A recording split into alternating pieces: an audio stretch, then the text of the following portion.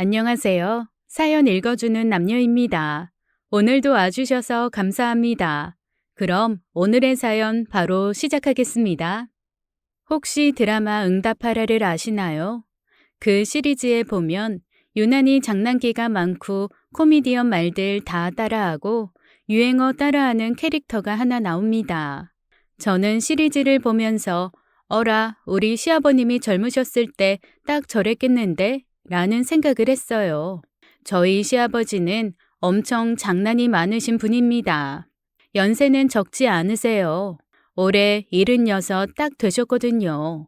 그런데도 어찌나 소년 같고 장난꾸러기 같으신지 여전히 첫째 며느리인 저만 보면 유행하는 유행어를 어떻게 써볼까 눈이 반짝반짝 하는 게 느껴질 정도입니다. 그런데 시어머니도 그렇고 두 아들은 시아버지의 그런 장난을 일절 받아주지 않아요. 평생 너무 지겹다는 거죠. 제 남편은 아버님이 뭔가 장난이라도 치려고 하면 딱 정색을 하면서 아버지 그만. 아무것도 하지 마세요. 더 이상 하지 마세요. 그냥 가만히 계세요. 라는 얘기가 자동으로 나올 정도입니다. 그래서 제가 한 번쯤 받아줘도 되는 걸 왜 그러냐고 물어봤어요. 그랬더니 남편이 들려준 얘기가 아주 충격이었습니다. 학교 다닐 때 갑자기 학교로 전화가 왔었대요. 아버님이 갑자기 쓰러지셨다고요. 어떤 남자가 전화를 해서 자기가 아빠 친구인데 집에 갔더니 아빠가 쓰러지셨다며 얼른 학교 조퇴하고 집으로 오라고 했다는 겁니다.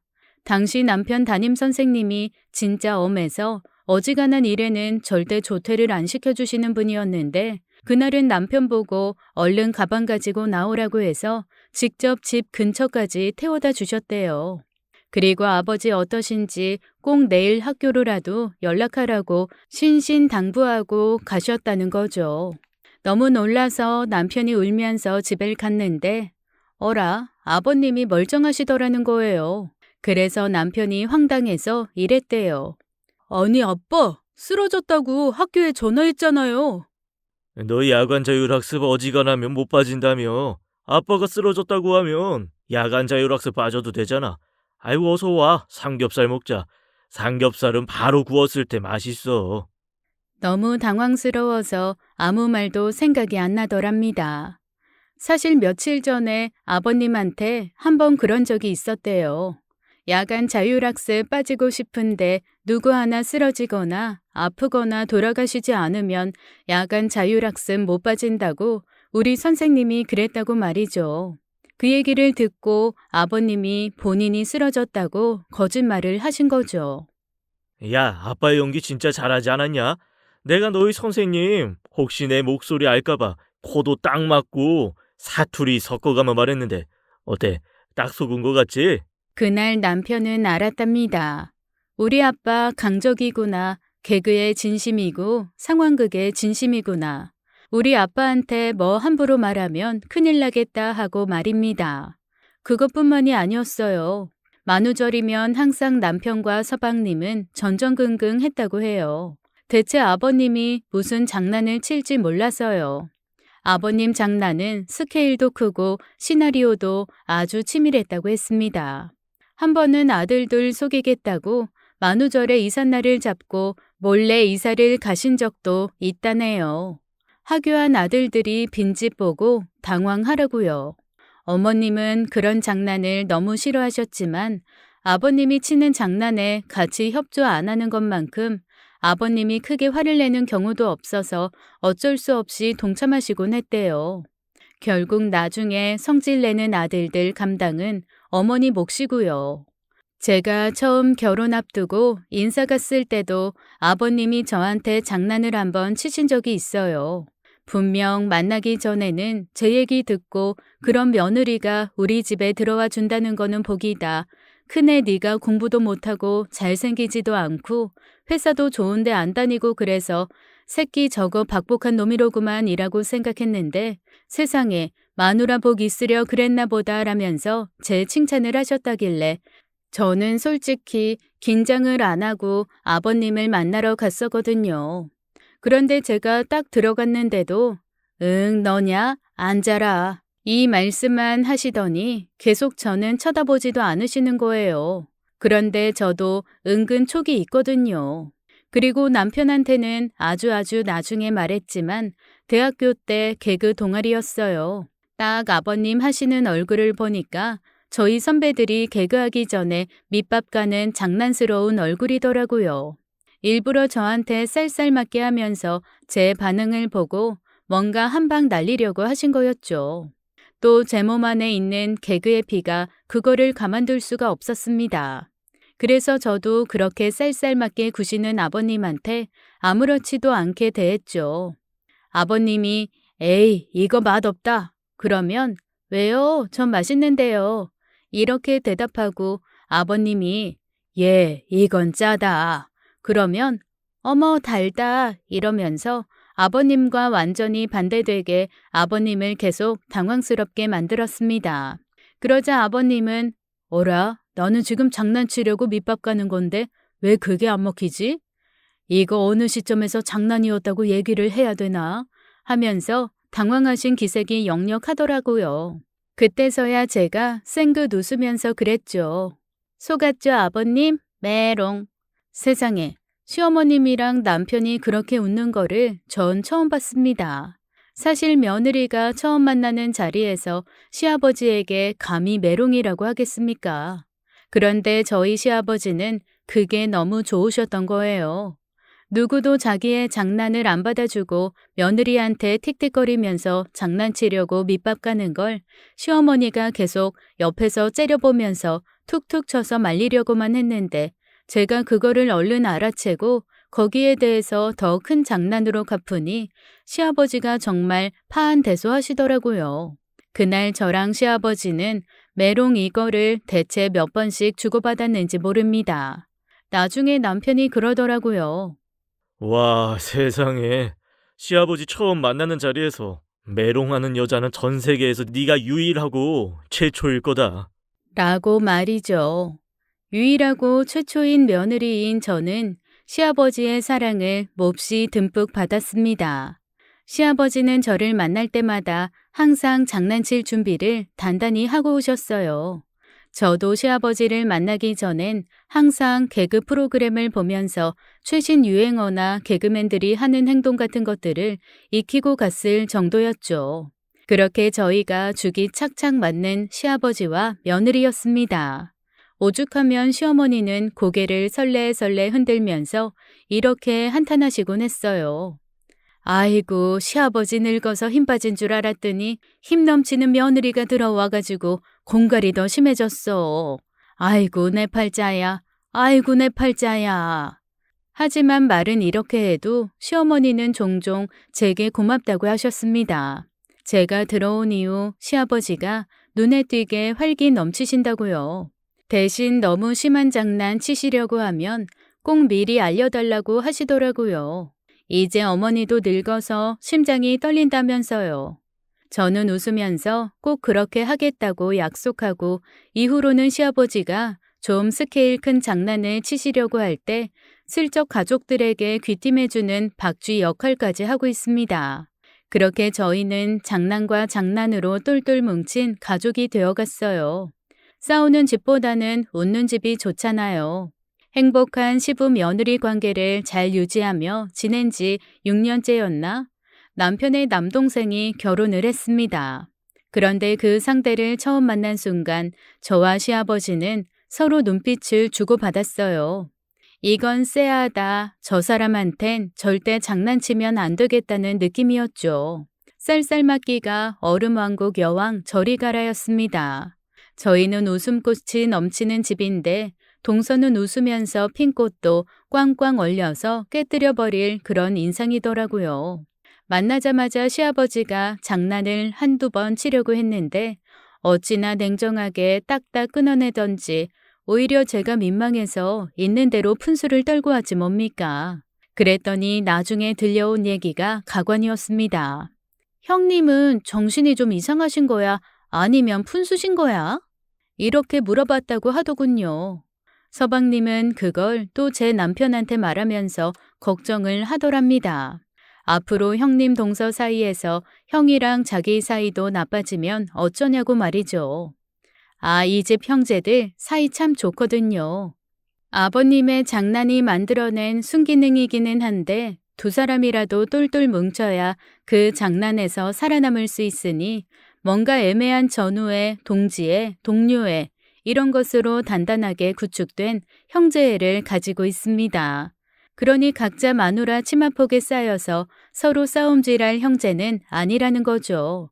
서방님이 어떤 의도로 그 걱정을 했는지 남편도 잘 알기에 저한테 전해준 거고요. 남편이 얘기를 전해주면서 이러더라고요. 야, 이거 너한테 전해주는 이유 하나야. 우습게 보이면 큰일 나겠어. 와, 만만한 사람 아니야. 세상에 처음 본 형님한테 그래도 푼수가 뭐냐, 푼수가. 뭐 살짝 기분이 나빴지만 세상에는 이런 사람도 있고 저런 사람도 있으니깐요. 그냥 시아버지 장난은 지금까지처럼 저만 그냥 받아줘야겠다는 생각을 했습니다. 그런데 시아버지도 나이가 점점 드시고 기운도 떨어지시고 둘째 며느리는 영 받아줄 생각을 안 하면서 맨날 저랑만 티키타카 하시다 보니까 조금 지치시는 모양이더라고요. 어느 순간부터는 시아버지 장난도 조금씩 줄기 시작했습니다. 뭐 그렇다고 아예 없어지진 않았고요. 저는 사실 아버지가 일찍 돌아가셔서 시아버지랑 그렇게 노는 게 정말 행복하고 좋거든요.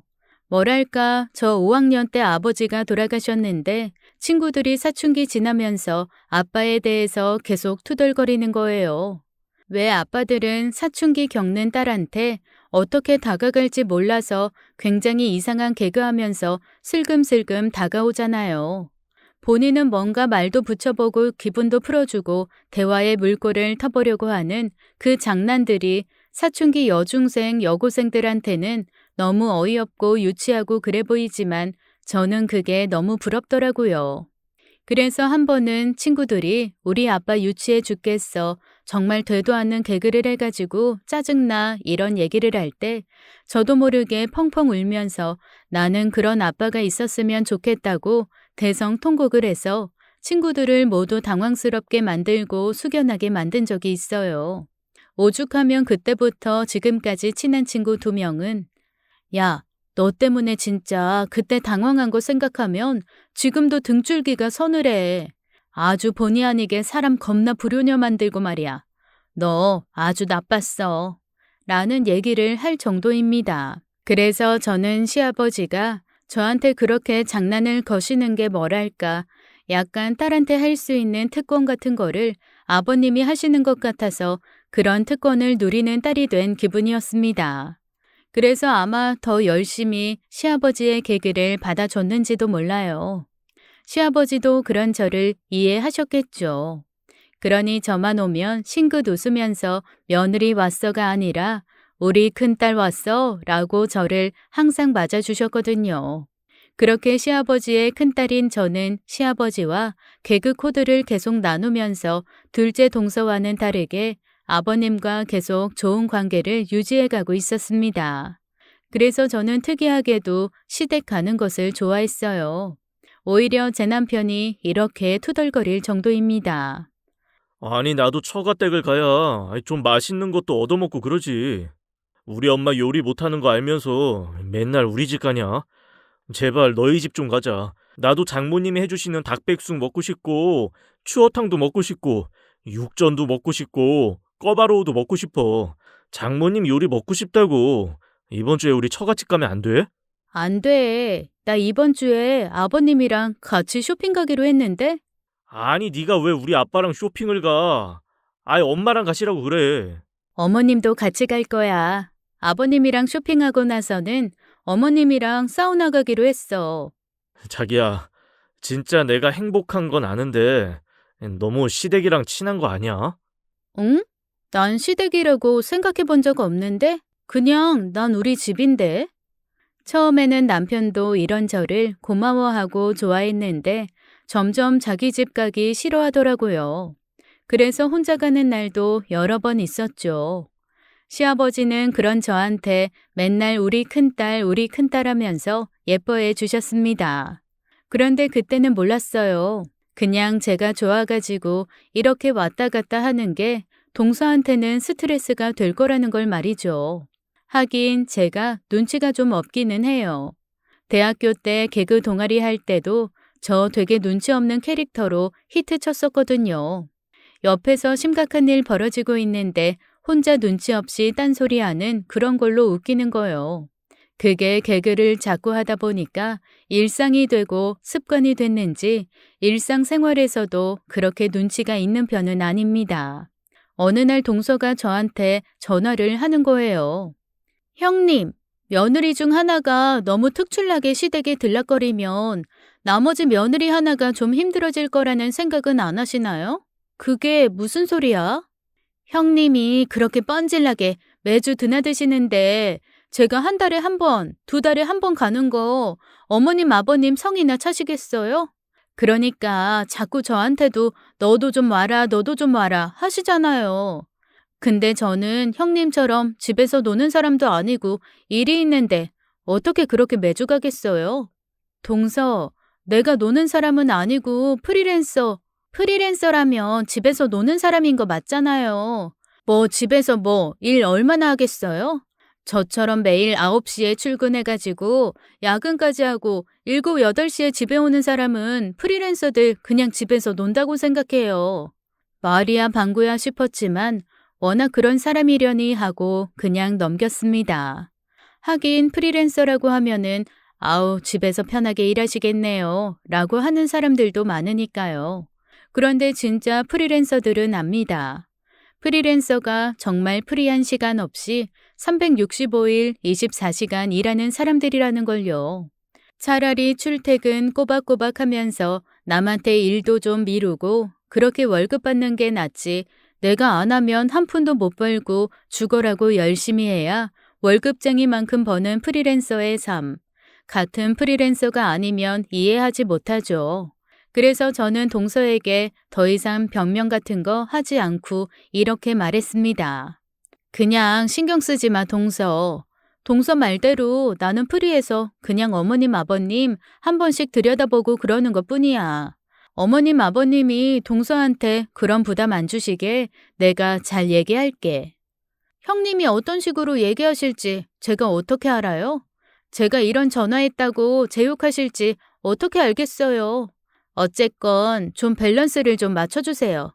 밸런스요.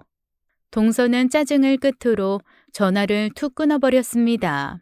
여간해서는 화가 나거나 짜증이 안 나는 저도 이번에는 좀 화가 나더라고요. 아니 이게 진짜. 그런데 형님을 뭘로 알고. 이때까지 내가 오냐오냐 봐주고 가만히 있었더니 가만히로 하나? 아우씨 확 그냥 가만히로 뒤집어 씌워서 펑펑 때려? 아니지. 사람 치면 안 되지. 진짜 나 성질 진짜 많이 죽었네. 와, 내가 10년만 어렸어도 절대 참지 않는 건데. 그렇게 혼자 중얼거리면서 화를 식히는 수밖에 없었습니다. 그러던 어느 날이었어요. 시아버지가 저희 둘을 부르시더라고요. 갔더니 남편들까지 시아버지가 가족 소집을 하셨습니다. 그것도 동서가 이리 빼고 저리 빼고 하는 바람에 2번이나 미뤄진 끝에 모인 모임이었죠. 저녁 7시에 만나기로 했는데 주말이었음에도 불구하고 동선의 식구는 30분은 늦었더라고요. 뭐 주말이라 길이 막혔다느니 어쨌다느니 변명이 길었습니다. 아니 그러게 주중에 만날 때는 야근이 있다 뭐 있다 피곤하다 하면서 안 오고 그래서 주말로 잡았더니 길이 막힌다 어쩐다 저쩐다. 그럼 어떻게 만나자는 건지. 어쨌건 동서의 성질을 알고 있으니 모두들 아무 말도 않고 가만히 있었습니다. 그런데 그때 시아버지가 빙글빙글 웃으시면서 그러시더라고요. 내가 사실 너희한테 숨겨온 비밀 하나 있다. 저는 시아버지가 또 장난을 치시는 거라고 확신했습니다. 그리고 나머지 식구들도 똑같이 생각을 했죠. 아들 둘이 일단 짜증을 내기 시작했습니다. 아버지 장난치시려고 또 이렇게 바쁜 사람들 불러낸 거예요? 정말 이러지 마세요. 진짜 한두 번도 아니고. 아버지, 이제 그만하실 때 됐잖아요. 이른이 너무 쉬웠는데. 아니야. 이번에는 너희 아버지 장난치시는 거 아니야. 항상 아버님이 장난을 치시면 옆에서 한숨 푹푹 쉬면서 짜증 내시던 어머니가 이번엔 아들들을 말리시는 거였습니다. 그러자 제 남편과 서방님도 머뭇거리더라고요. 왜냐면 항상 어머님이 먼저 더 짜증을 냈으면 짜증을 냈지 이렇게 말리신 적은 없었거든요. 엄마, 그럼 뭐 진짜 할 얘기 있는 거예요? 앉아봐. 이때까지 확실한 게 아무것도 없어서 너희한테 말 못했다. 이제는 다 정리돼서 말할 수 있어. 뭐가 정리됐다는 건데요? 뭔데요? 아버님이 가만히 뜸을 들이시다가 씩 웃으시면서 이렇게 말씀을 하시더라고요. 내 너희들한테 말은 안 했는데, 우리 집에 선산이 좀 크게 있어. 선산에 딸린 농지, 답지, 땅, 이런 것들도 좀 있고. 그런데 그게, 이때까지 좀 이 사람, 저 사람, 자기 거다, 니 거다, 내 거다, 주정하느라고 싸움이 좀 있었거든. 근데 이번에 그게 싹 정리가 됐다. 다 정리돼서 내 몫으로 좀 떨어진 것들이 있어. 동서가 눈을 반짝이면서 세상 처음 들어본 살가운 목소리로 물어보더라고요. 어머, 산이랑 땅이요? 어딘데요? 저기 경기도 쪽인데. 경기도요? 어머, 그럼 땅값 좀 나갈 텐데. 그래, 내 거 대충 환산해보니까 100억 조금 넘는 것 같더라. 두 아들이 벌떡 일어나며 외쳤습니다. 100억이요? 동서가 한박웃음을 지으면서 그러더라고요. 어머, 아버님, 100억대 부자 되신 거예요? 세상에 어쩜 그렇게 사근사근 사근한 목소리인지 저는 태어나서 그렇게 사근거리는 목소리는 들어본 적이 없을 뿐더러 더군다나 그 목소리가 동서에게서 나올 거라는 건 꿈에도 상상을 못했습니다. 시어머니가 어이가 없으신지 동서를 위아래로 살짝 훑어보시더니 피식 웃으시더라고요. 그리고는 뼈 있는 한마디를 하셨습니다. 네가 돈 얘기가 나오니까 그렇게 예쁜 목소리가 나오는구나. 아우, 어머님 섭섭하게 무슨 말씀이세요. 제가 이때까지 어머님 아버님께 소홀한 건 인정하지만 지금부터라도 잘하면 되죠. 한 번 며느리는 영원한 며느리잖아요. 안 그래도 회사도 그만두고 이 사람 뒷바라지에만 전념하려고 했어요. 회사 그만두고 나면 형님처럼 어머님 자주 찾아뵐 수 있죠. 저도 마음 안 편했어요. 저도 자식인데 지금까지 회사 때문에 나이 들어가는 부모님 살피지도 못한 제 마음은 어디 편했겠어요? 당신 회사 그만둬? 그만두려고? 나도 집에서 살림하면서 프리랜서 하려고. 어떻게 프리랜서를 해? 당신 분야는 프리랜서 할 수 있는 분야가 아닌데. 아우, 요즘에는 다 할 수 있어. 나도 어머님, 아버님 좀 자주 들여다보고 며느리 노릇하고 아기도 갖고 하려면 그만둬야지. 딱 봐도 서방님과 단 한마디도 논의하지 않고 아버님 유산 얘기 딱 듣고 바로 내린 결정 같았습니다. 와, 정말 너무 수가 뻔하더라고요. 뭐 그러거나 말거나 저는 어차피 아버님 살아계신 동안에는 아버님 돈이고 저한테 올 거 아니니까요. 그냥 그러려니 했습니다. 아버님이 돌아가시면 어머님 거고 어머니까지 돌아가시면 그땐 저희한테 오겠죠. 그런데 뭐 그 정도 재산이면은 상속세도 만만치 않을 거고 오히려 있는 돈도 토해내야 될 수도 있다는 생각이 들어서 그렇게 반갑지만은 않았습니다. 역시 뭐 저의 성격 때문이기도 하겠죠. 저는 살면서 항상 엄마가 하셨던 얘기가 이거였거든요. 네 인생엔 불로소득이란 없어. 너는 내가 볼 때 딱 일한 만큼 벌고 살아야. 그러니까 주식, 부동산 투기, 펀드, 코인 이런 거는 절대 눈도 돌리지 마. 너는 그냥 딱 네가 일해서 번 돈 그것만 가지고 착실하게 모으고 살아.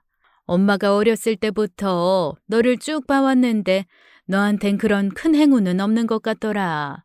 처음에는 무슨 엄마가 딸한테 축복은 못 해줄 망정 이런 저주를 하나 싶었는데 살다 보니까 저희 엄마 말이 맞더라고요. 저는 불로소득과는 거리가 먼 사람이었습니다. 항상 어디 가서 뭔가 당첨을 해도 저는 늘 당첨에서 빠졌고요. 하다못해 10명 중에 9명 뽑는 뽑기에서도 마지막 안 되는 한 명이 저였습니다. 달고나에 찍힌 별 모양을 모두가 뽑을 때 혼자 동그라미가 걸려서 야, 이건 거저 먹는 거다 싶었는데 동그라미를 반으로 쪼개 먹는 게 바로 접니다. 즉, 저한테 행운이란 없는 거죠. 그래서 저는 항상 어디 가서 복권 뭐 뽑기, 당첨 이런 것만 보면 저거는 내 운이 아니야 라고 본 척도 안 했었거든요. 그래서 이번에도 역시나 아버님이 100억대 부자가 됐지만 그 돈은 제 돈이 아니다 라는 생각으로 마음이 딱 가라앉았습니다. 그래서 제가 그랬죠.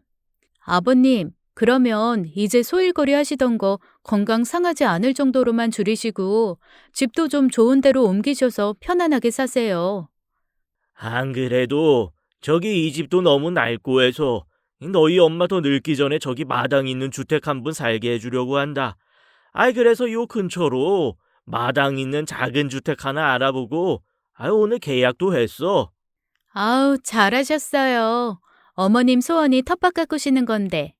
시아버지는 신나서 이사갈 집 얘기를 하시더라고요. 거실에 통창이 시원하고 30평 정도 되는 마당이 넓은 집이라고요. 뒤쪽에도 작은 공간이 있어서 거기는 시어머니가 아파트에서도 포기 않고 애지중지하셨던 장독들을 놓고 앞마당에는 작은 텃밭을 가꾸실 거라 했습니다. 지금 사시는 곳에서 그다지 멀지 않은 곳이라 저희도 오며 가며 봤던 집이라서 다들 그 집 좋다고 한마디씩 할 때 동서가 살짝 셀쭉하면서 그러더라고요.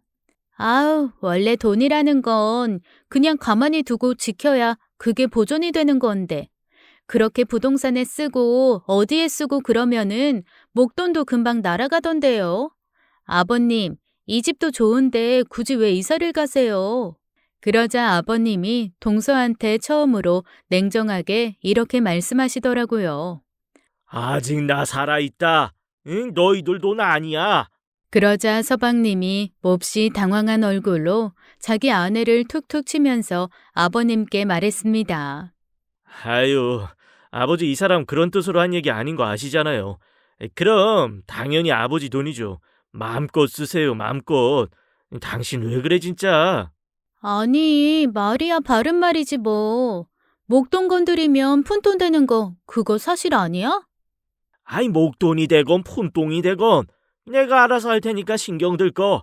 자, 나는 어쨌건 오늘 할 얘기 다 했으니까 가라. 그런데 이게 웬일입니까? 아버님이 조금만 더 있다가 가라고 해도 집에 가봐야 된다고 항상 먼저 일어나서 쌩하니 도망가던 동서가 그러는 겁니다. 아니에요. 좀 더 있다가 가죠 뭐. 어차피 저녁 시간도 훌쩍 넘었고. 제가 뭐 좀 시킬까요? 우리 밥 다 먹었다. 요즘에는 간식도 와요. 아버님 달달한 거 좋아하시잖아요. 뭐 빵이나 케이크 같은 거 시켜드릴까요? 아니야. 아니 나 당 있어서 단 거 안 먹어. 시부모님이 이것도 싫다 저것도 싫다 하시니 동서가 시무룩하게 그러면 집에 가겠다고 일어나더라고요. 그러자 아버님이 동선의 식구는 잘 가라고 하시면서 저희한테는 할 말이 있으니까 조금 더 남아있으라고 하셨습니다. 그 말을 듣고 동서가 정말 눈에 불을 켜고 달려들대요. 왜요? 왜 형님만 남아있어요? 저희도 똑같은 자식인데 저희한테도 말씀하세요. 누가 보면 사람 치는 줄 알겠더라고요. 황당한 얼굴로 시아버지가 그러셨습니다. 아이고, 저 화장실 등 좀 고쳐달라고 할 거야. 이도 고칠 수 있는데요. 여보, 자기가 가서 좀 고쳐. 정말 어이가 없었습니다. 이때까지 서방님이 단 한 번도 못질, 전구 가는 거, 경처 삐걱거릴 때 기름 뿌리는 거 등등 한 번도 그런 걸 하는 걸 본 적이 없거든요. 서방님 결혼 전에 어머님, 아버님이랑 같이 살 때 한 번 집에 갔더니 반색을 하더라고요. 제가 왜 그러냐고 했더니 저한테 형수 혹시 나방 잡을 줄 아냐는 거예요. 아니 좀 징그럽기는 해도 나방 못 잡는 사람이 어디 있겠어요. 그래서 왜 그러냐고 그랬더니 자기 방에 작은 나방이 하나 들어왔는데 자기가 그걸 못 잡아서 이틀째 방문을 닫고 거실에서 자고 있다나요. 나방 좀 잡아달라고 하더라고요. 그래서 제가 한숨 푹 쉬고 방으로 들어갔더니 나방이 있기는 했습니다. 거짓말 하나 안 보태고 딱 2cm 정도 되는 아주 작은 나방 하나가 창문에 붙어서 다 죽어가고 있더라고요. 그거 잡아준 이후 저를 히어로처럼 보는 게 우리 서방님입니다. 남자라고 공구 잘 다루는 게 아니구나라는 걸 알게 해준 분이죠.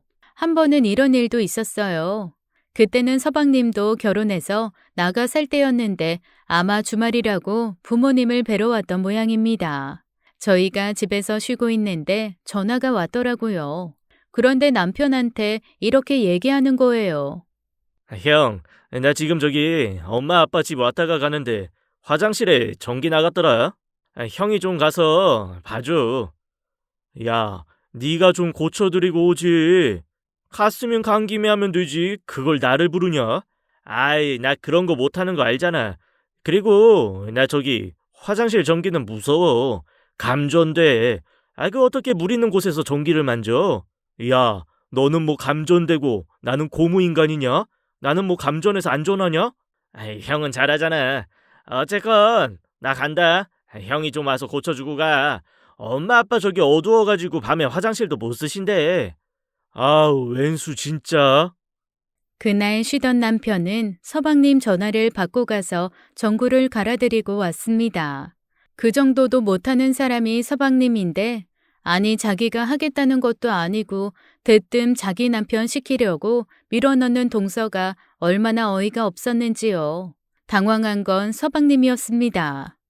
나 못하잖아. 못하는 거 알면서 왜 이래? 그냥 좀 해봐. 당신 어른이잖아. 이런 것도 못해? 좀 배우던가. 앞에서 투닥거리는 꼬라지라니. 남편이 어이가 없는지 콧웃음을 피식 웃으면서 그러더라고요. 야, 가. 아버지도 하실 말씀 없고 정말 화장실 전구만 가려고 하시는 거니까 의심되면 전구 가는 거 구경하든가. 그리고 배워서 네가 나중에 좀 하든가. 남편이 퉁명스럽게 얘기하자 그제야 머쓱해졌는지 서방님은 불이 나게 자기 아내를 데리고 집을 나섰습니다. 동서가 집을 나가자 시어머니가 한마디 하시더라고요. 아이고 정말 속 빤하다. 내가 여우 새끼한테 포도구를 열어준 거 아닌가 모르겠네. 그러자 시아버지가 웃으시면서 그러시더라고요. 아이, 뭐 포도라도 있어서 자꾸만 들락거리면 뭐 우리야 자주 보고 좋지. 내가 뭐 정신이 나간 것도 아니고 다 적절하게 알아서 할 건데 괜찮아. 임자 걱정할 거 없어. 하여간 근데 둘째 쟤도 참 야가. 근데 얕아. 얕게 야가. 똘똘하지 못해. 좀 똘똘하게 야가야지 사람이 속아주면서도 기분이 좋지. 쟤는 수가 너무 빤히 보여. 어째 저런가 몰라. 다 그런 사람이 있고 저런 사람이 있는 거야. 근데 나는 우리 큰애가 걱정이네. 아버님, 저요? 너 제가 왜 걱정이에요? 너무 무디어. 제가요? 너무 무디어서 나중에 지 동서한테 홀라당 먹힐까봐. 내는 그게 걱정이 돼. 에이, 아버님 안 그래요. 그래도 나름 사람 굿이라고 살아요. 사람 구실이야 하지. 근데 무디어. 아버님, 무딘칼도 잘 갈고 벼리면 날카로워져요. 저 날카롭게 잘 갈아볼게요. 뭔 소리여? 무딘 칼피 어리면 부러지지. 부러지지나 않게 마음이나 간수 자려. 역시 저는 아버님께 이길 수가 없었습니다. 제가 어떻게 아버님을 이기나요? 그렇게 제 걱정을 하는 아버님을 두고 집으로 돌아왔습니다. 집으로 돌아오는 길 남편이 그러더라고요. 부모님이 노년을 편하게 사시게 된 건 좋은데 나 저기 재수 씨가 마음에 좀 걸리네. 아유, 괜찮아. 서방님이 나쁜 사람 아니잖아. 서방님을 믿자고. 나도 동서는 안 믿는데 서방님은 믿어. 그러게. 근데 물러 터져가지고 지 마누라한테 잡혀 살잖아. 우리 형제는 마누라한테 잡혀 사는 운명이야. 자기가 언제 나한테 잡혀 살았다 그래? 내가 항상 자기한테 잡혀 살지. 아이, 무슨 소리야. 나는 당신 말이라면 껌뻑 죽잖아. 그런데 오늘 아버지 좀 이상하지 않았어? 글쎄, 조금 더 피곤해 보이시긴 하셨는데, 그냥 일 처리하느라고 힘드셔서 그런 거 아닐까? 그런가? 아버지도 많이 늙으셔서. 에휴, 내가 당신한테 정말 미안한데 일하면서 중간중간 그래도 엄마 아빠 한 번씩 좀만 더 챙겨줘. 나도 장모님 장인어른한테 더 잘할게. 아이고, 충분하십니다. 나는 지금까지 하던 대로 할 테니까 너무 걱정하지 마. 그렇게 저희는 집으로 돌아왔습니다. 100억대 부자가 된 시어머니 시아버지를 둔 것 치고는 아주 평온한 밤이 지나갔죠. 시부모님 이사는 며칠 뒤에 바로 진행되었습니다. 저는 당연히 아침 일찍부터 시댁에서 동분서주했고 마침 출장이 잡혀있던 서방님은 오지 못했어요. 남편도 오전에 중요한 미팅이 있어서 오후 반차만 내고 왔고요. 동서가 히트였죠. 자기가 와서 처음부터 끝까지 다 관리 감독하겠다고 큰소리 뻥뻥 치더니 글쎄 이삿날을 착각했지 뭐예요. 어머니가 손 없는 날 이런 거 신경 쓰시는 분이 아니라 오히려 손 있는 날이 30만 원이 더 싸다고 그날로 잡으셨는데 변경하면서 가족들에게 한꺼번에 문자하신 걸 안 본 거죠. 안 그래도 이사하면서 동서가 안 보이는데 괜히 전화하면 재촉하는 것 같고 어쩐지 좀 그래서 연락 안 했거든요. 정신이 없기도 했고요.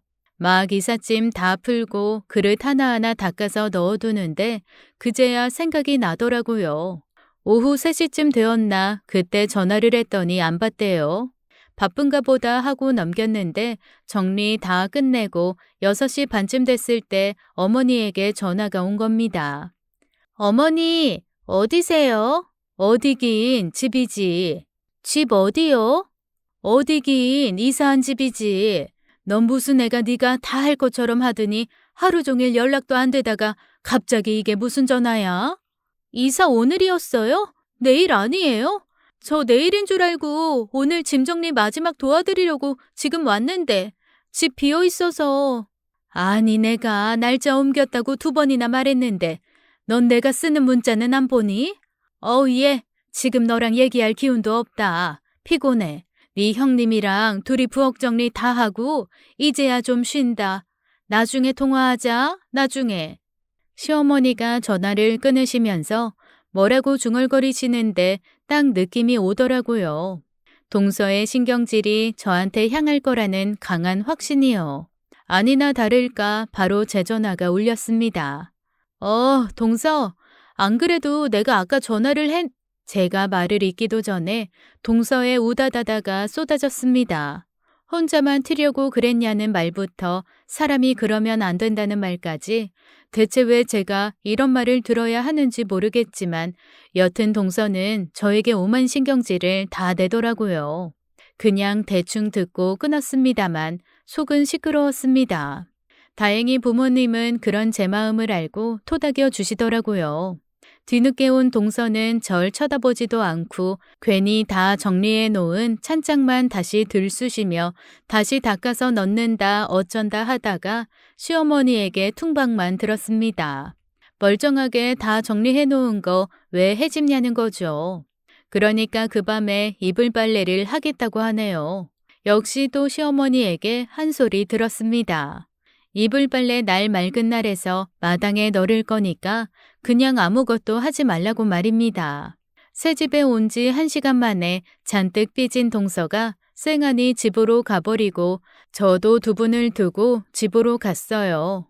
남편은 큰 집만 옮겨두고 다시 회사에 급한 일이 생겨서 갔거든요. 집에 와서 동서 얘기를 해주니 배를 잡고 웃더라고요. 저 황당했던 건 생각도 안 하고 말이죠. 그렇게 며칠이 지났습니다. 아버님 번호로 와서 받았는데 모르는 남자분 전화였어요. 저기 노란 대문집 며느님 맞으시죠? 여기 내가 지나가다 보고 연락드리는 거예요. 마당에 어르신 쓰러져 있으세요. 이 주머니에 전화 있길래 그걸로 거는 거예요. 네? 아버님이 쓰러지셨다고요? 지금 마당에요? 이제 119로 옮겨요. 정민병원으로 갈 거예요. 뚝 끊긴 전화에 저는 정신없이 남편에게 전화를 걸었습니다. 통화 중이더라고요. 다시 시어머니에게 걸었죠. 역시 통화 중이었습니다. 서방님도 동서도 모두 통화 중이고요. 어쩔 수 없이 옷도 못 갈아입고 그대로 뛰쳐나갔습니다. 병원에 도착해서 보니 속옷 위에 가디건 하나 걸치고 아래는 정말 집에서만 입는 구멍난 추리닝 바지에 슬리퍼도 왼쪽 오른쪽 각각 다른 거 꽤 신고 나왔더라고요. 너무 창피했지만 당시에는 창피할 겨를도 없었습니다. 아버님은 뇌졸중이었어요. 저희가 이사 전에 아버님이 어쩐지 좀 기운 없어 보이고 뭔가 약간 손도 떠시는 것 같고 그렇게 느꼈던 게 전조 증상이었던 거죠. 나중에 소식을 듣고 온 남편은 그때 자기가 바로 아버지를 병원에 모시고 갔으면 미리 예방을 할 수 있었을 거라며 엄청 자책하더라고요. 하지만 뭐 기왕 이렇게 된 거 어쩌겠어요. 할 수 없죠. 그렇게 며칠 동안 병원에 계시던 시아버지는 다리랑 팔 한쪽이 약간 불편하신 상태로 퇴원했습니다.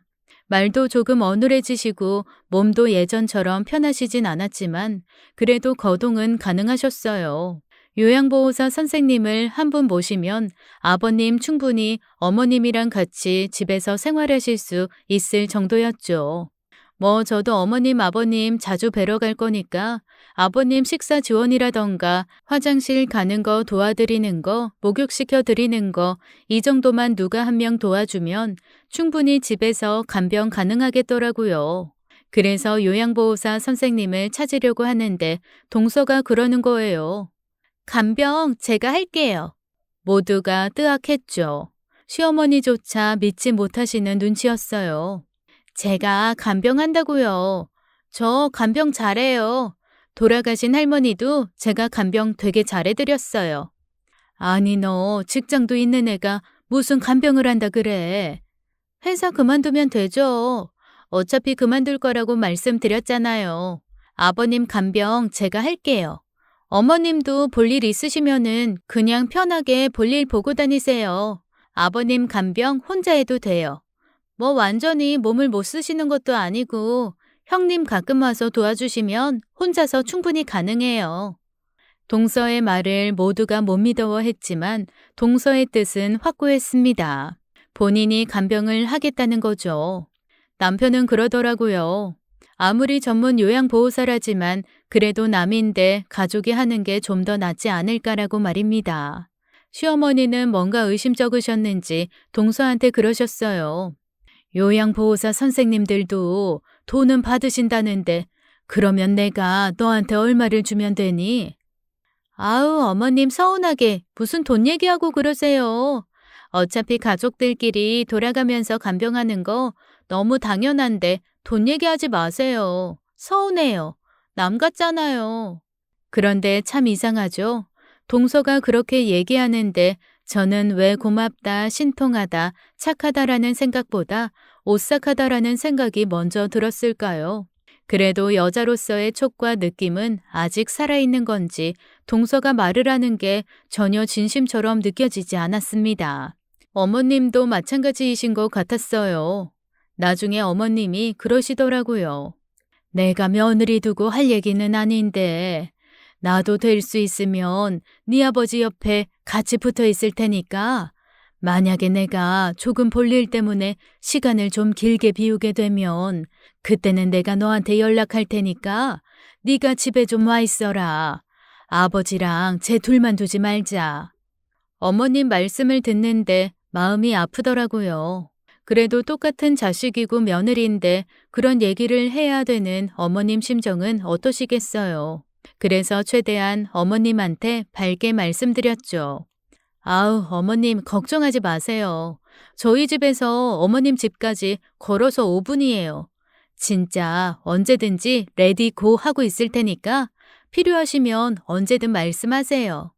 그리고 저도 진짜 수시로 가서 같이 밥 먹고 그럴 거예요.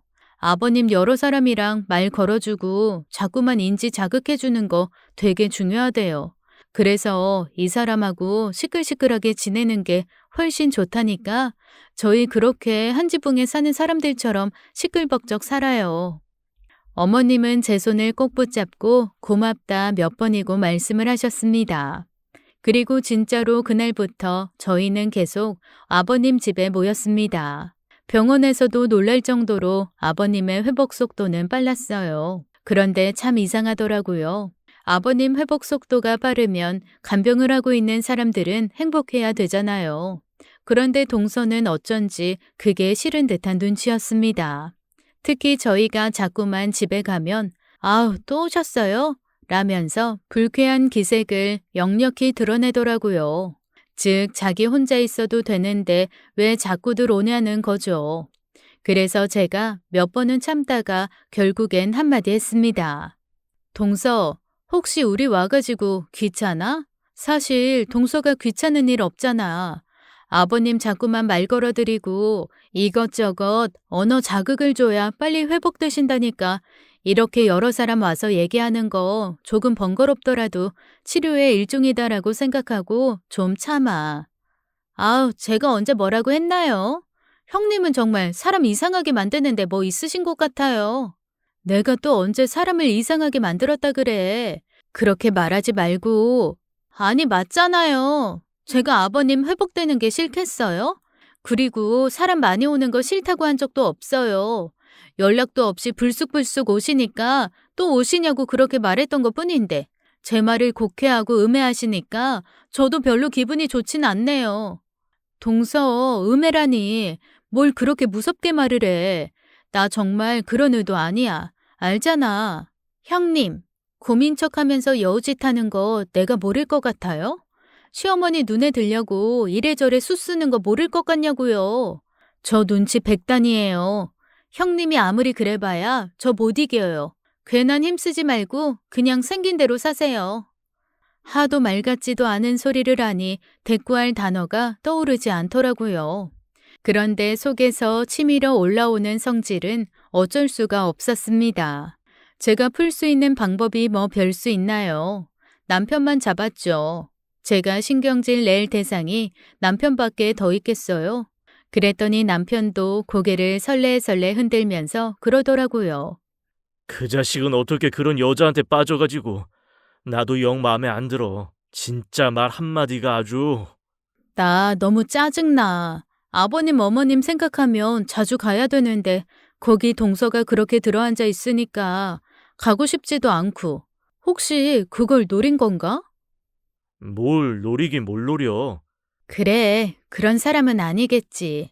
그냥 성질이 이상한 거라고 생각하자. 성질이 이상해도 너무 이상하잖아. 나도 진짜 짜증나.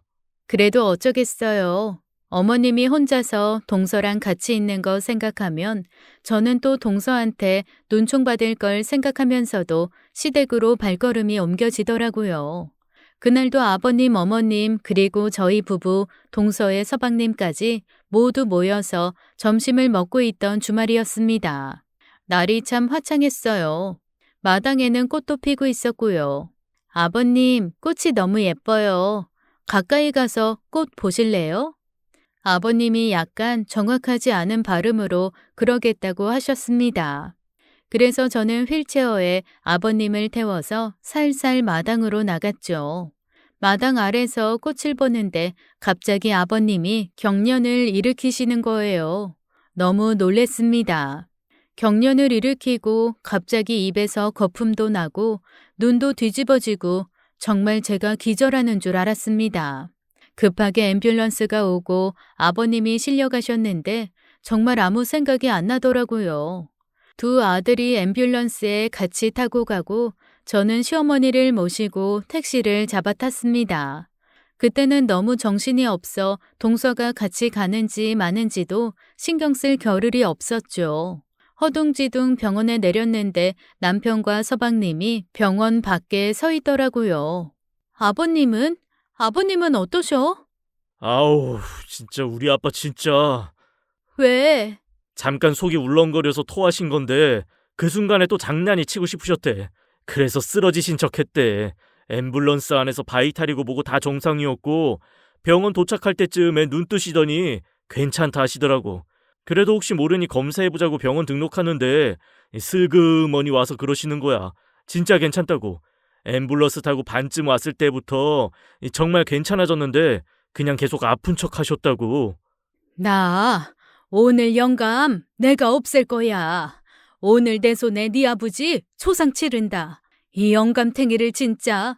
그때 아버님이 민망한 얼굴로 슬슬 병원 밖으로 걸어 나오시더라고요. 아이 미안하다. 내 노망이 났나비요. 아이 그냥 갑자기 내가 쓰러지면 다들 깜짝 놀라겠지라는 생각이 들어서 한번 쓰러져 봤다. 아우, 아버님, 장난을 치실 게 있고 안 치실 게 있죠. 진짜 심장이 다 뚝 떨어져 죽는 줄 알았어요. 아버님, 다시는 그런 장난치지 마세요. 진짜 너무 놀랐다고요. 아유 미안해. 저희 진짜 놀랐어요 아버지. 한번 진짜로 쓰러지신 전력도 있고 이런 거는 장난치시면 안 되죠. 아니 아버지 애예요? 나이 들수록 애가 된다고 하지만 이거 너무한 거 아니에요? 평소 순하기로 유명한 제 남편이 아버님께 버럭버럭 성을 내더라고요. 아버님은 너무 민망해서 안절부절 못하시면서도 저한테 슬그머니 이러셨습니다. 아이 많이 놀랐냐. 이게 원래 며칠 전에 만우절에 하려고 했었는데 그때 하면 너가 안 속을 것 같아서 내가 며칠 기다렸다. 그런데 그 순간 왜 이렇게 눈물이 나던지요. 저한테 장난을 치고 싶어 하는 아버님 마음도 알겠고 아버님이 돌아가시면 이런 장난도 못 겪겠구나 하는 생각도 들었습니다. 저한테만 슬그머니 얘기하는 아버님 모습도 짠해서 저는 그만 털썩 주저앉아서 펑펑 울고 말았어요. 몹시 복합적인 감정이었는데 다들 제가 엄청 효부라서 그런 줄 알더라고요. 그건 좀 민망했지만 그래도 눈물이 그치지는 않았습니다. 제가 하도 우니까 아버님은 머리를 긁적이시면서 계속 사과를 하시더라고요.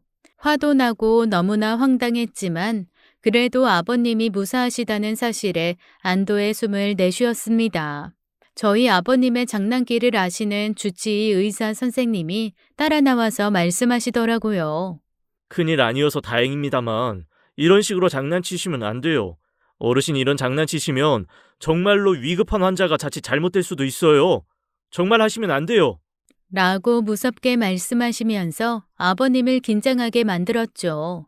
그 말을 듣고 아버님은 다시는 그런 장난 안 치겠다고 철석같이 약속을 하신 후 저희와 함께 집으로 돌아왔습니다.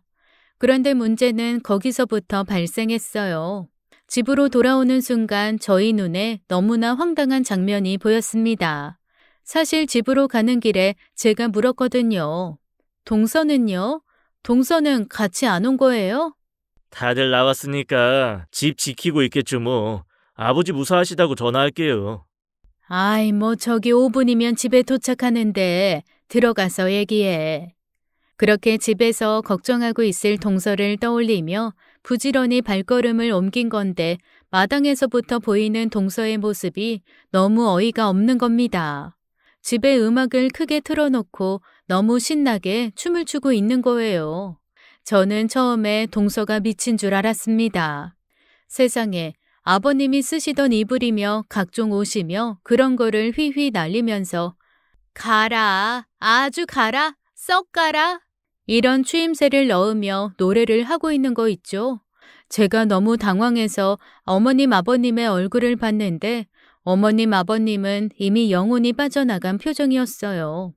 서방님은 넋이 나간 얼굴이었습니다. 드물게 화를 내는 제 남편만 성이 나서 씩씩거리기 시작했죠. 미쳤구나 미쳤어. 남편이 중얼거리는 소리가 트리거가 된 듯 온 식구는 화를 참지 못하고 문을 벌컥 열었습니다. 너 지금 뭐 하는 짓이니? 늘 조용조용 얌전하게 말씀하셨던 시어머니가 버럭 소리를 지르셨습니다. 세상에 동서는 귀신을 본 듯 펄쩍 뛰면서 놀라더라고요. 어떻게 여기 계세요? 왜 오셨어요? 대체 자기가 무슨 말을 하는지도 모르더라고요. 왜 오긴요? 어떻게 오긴요? 어머님, 아버님 집인데 어머님, 아버님이 오시는 게 너무 당연한 거 아닌가요? 아버님이 가만히 동서를 노려보시면서 그러시더라고요. 내 너 같은 거 걸으려고 그런 쇼를 한 거다. 딱 걸러지네 걸려져. 아주 시애비 죽는 줄 알고 신이 났지. 아이고 네가 회사 그만두고 내 간병을 한다고 할 때부터 알아봤다.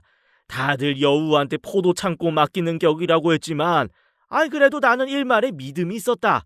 아무리 쌀쌀 맞고 못됐어도 그래도 지 시합인데 그래도 지 남편 부모인데 제가 봉양하려는 마음이 있겠거리 했는데 내가 쓰러져서 실려가자마자 왜 나 죽는 줄 알고 좋아서 춤췄냐? 아니, 아버님, 그게 아니고 이거는 아버님 회복을 기원하는 춤으로. 여간에서는 웃음이 없는 시어머니가 정말 배를 잡고 웃으시더라고요. 너 엄청 당황했구나. 네가 지금 무슨 말 하는지도 모르지? 시아버지 회복을 기원하는 춤? 지금이 선사시대냐? 말이 되는 소리를 해야지. 변명도 성의 있게 해야 들어줄 거 아니냐. 어쩜 변명조차도 넌 그렇게 성의가 없고 창의력이 없니? 시어머니가 버럭버럭 소리를 지르셨습니다.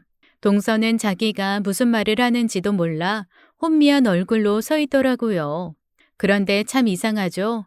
동서의 그런 모습이 저는 놀랍지도 않고 낯설지도 않았습니다. 제 마음 한구석에는 언젠가 얘가 이런 식으로 뒤통수를 세게 치겠구나 하는 마음이 있었나 봐요. 동서는 아무 말도 못하고 고개를 푹 숙인 채 서방님을 따라 집을 나섰습니다. 아버님은 몹시 착잡한 얼굴이시더라고요. 어쨌거나 본인의 장난으로 동서의 본심을 알기는 했지만 그 자체가 어른한테는 쇼크셨겠죠. 며칠 뒤 저희 서방님께 연락이 왔습니다. 이혼 소송한다고 하더라고요. 도저히 악마 같아서 못 살겠다고 그랬더니 저희 동서 펄펄 뛰며 그러더랍니다. 100억 재산 중에 일부는 자기 거라나요? 재산 분할 해주지 않으면 이혼 소송 가겠다고 했다네요. 그래서 아버님이 그러셨답니다. 100억 중에 단 1원도 가는 걸 못 보고 그렇게 줄 바에야 차라리 고아원이나 양로원에 기부하시겠다고 했대요. 이후로 저희 시아버지는 장난치는 걸 그만두셨어요. 더 이상 장난은 치고 싶지 않다고 하시더라고요. 저야 뭐 진지한 시아버지도 싫지는 않지만 가끔은 시아버지가 장난치시던 게 그리워서 오히려 제가 시아버님에게 슬슬 장난을 겁니다. 시아버님 웃으시면서 나 살아있는 동안만 해라. 나 죽고 나서는 네 시어머니하고 네 남편한텐 절대 장난치지 말라고 슬그머니 저한테 약속을 요구하십니다. 뭐 약속 정도 해드릴 수 있으니까요. 어쨌건 저희 시아버지 너무 귀여우십니다. 저는 저희 시아버지 너무 좋아요. 100억 재산 안 물려주셔도 되니까 오래오래 사셨으면 좋겠습니다. 지금까지 사연 읽어주는 남녀였습니다. 끝까지 함께해 주신 여러분 감사드리며 저희는 다음 사연으로 돌아올게요. 감사합니다.